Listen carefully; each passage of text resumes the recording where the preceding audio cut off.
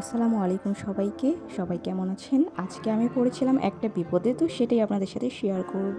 তো হঠাৎ করে আজকে আমার বড় বোন যখন আমার মায়ের ফোনটা হাতে নেয়, তখন তার হাত থেকে ফোনটা পড়ে যায়। ফোনটা পড়ে যেয়ে স্পিকারটা নষ্ট হয়ে যায়। তো আম্মুকে না বলে আমরা চলে যাই ফোনটাকে ঠিক করতে। আর আমরা অজুহাত দিয়েছিলাম যে আমরা লেজ কিনতে যাচ্ছি জামার জন্য। ফোনটা ঠিক করতে দিয়ে আমরা 2 বোন চলে যাই লেজগুলো কিনতে। আর আম্মু যেহেতু সেলাই কাজ করে, তাই আম্মুর জন্য সুই কিনে নিই। আর আমাদের ভাগ্যটা খুব ভালো ছিল যে বাসার নিচেই ছিল ফোনের সার্ভিসের দোকান, তাই খুব একটা বেশি দেরি না করে আমরা চলে যাই। ভাবছিলাম যে কপালে কি আছে আগে যাই, যেয়ে দেখি যে ঠিক হয় কিনা। এখানে তো আমার বড় বোন পড়েছে মহা টেনশনে। তো যাই হোক, ফোনটা সার্ভিসিং এর জন্য দিয়ে আমরা তো একটু কিছুটা হলেও টেনশন ফ্রি হলাম।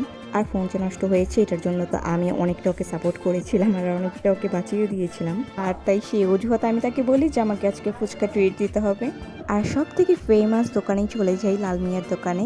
এটা আমার এলাকার একটা ফেমাস দোকান। তারপর পার্সেল নিয়ে নিই আমরা, কারণ অনেক রাত হয়ে গিয়েছিল। আর এখানে তো এখন খাওয়াটা পসিবল না, যেহেতু বাসায় যেতে হবে। বাসায় কিছু বলেও আসিনি।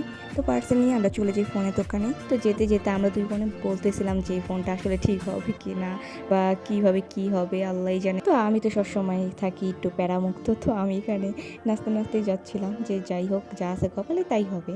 কারণ হচ্ছে গিয়ে কি আর করা, যেটা করে ফেলছি সেটা তো করেই ফেলছি। এটাতে আর ভয় পেয়ে তো এখন আর লাভ নেই, তাই না? আবার এটাও ভুল বললাম, কিন্তু আমার লাইফে অনেক প্যারা আছে, বাট হচ্ছে এমন ওর মতো আজাইরা প্যারা না। তো যেয়ে দেখি এখানে আমাদের ফোনটা ঠিক হয়ে গেছে। এখন ফোনটা ভালো কাজ করছে, স্পিকার তো মানে ঠিক হয়ে আমরা তো মহা খুশি যে এখন এটা আম্মু জানতেও পারবে না, বুঝতেও পারবে না। কিন্তু এখন ভয় হচ্ছে আম্মু যদি ভিডিও দেখে ফেলে আমাদের, তাহলে তো সব বুঝে যাবে।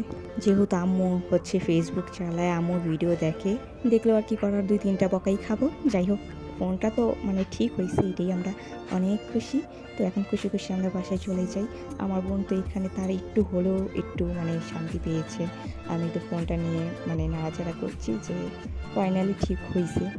তারপরে এখানে হচ্ছে আমার ভাই, ও শুধু জানতো বাসায়, এছাড়া আর কেউ জানতো না যে ফোনটা নষ্ট হয়েছে। ও তো জিজ্ঞেস করতেছে যে ঠিক হয়েছে কিনা। আমরা বলি যে হ্যাঁ ঠিক হয়েছে। ও খুশি হয়ে গেছে আর কি। ও কিন্তু আমাদেরকে অনেক সাপোর্ট করে, ও কিন্তু কোনো কথা আম্মুকে সহজে বলে না। যাই হোক, ফোন তো অ্যাট লাস্ট ঠিক হয়েছে। আজকের ভিডিও এই পর্যন্ত। আল্লাহ হাফিজ সবাইকে।